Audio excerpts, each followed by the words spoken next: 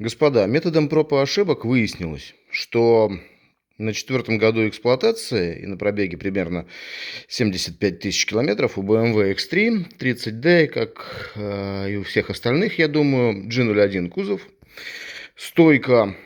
обшивка стойки лобового стекла начала жутко скрипеть. Вот она демонтирована. Демонтируется она очень интересно. Вот здесь стоит заглушка, которая легко поддевается лопаточкой пластиковой или там отверткой, у кого что есть. А дальше под ней винтик, торкс, короче говоря. По-моему, то ли четверка, то ли пятерка. Ну, короче, он откручивается тоже очень легко. Правда, он такой достаточно длинный. В общем-то, можно пользоваться небольшой отверткой, как я пользовался.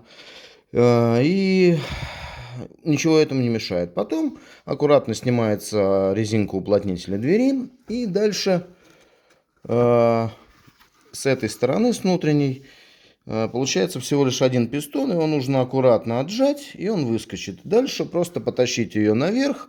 Она выйдет в этом месте из пазов. И здесь тоже выйдет из пазов.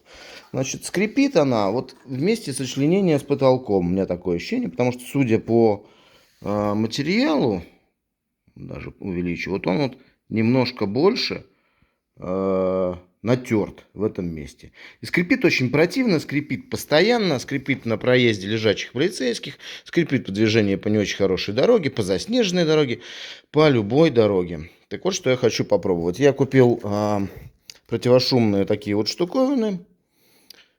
Шумов называется. Короче говоря, вот такой вот рулончик. Продаются они в количестве 5 штук, стоит 300 рублей. Значит, я сейчас хочу попробовать испытать.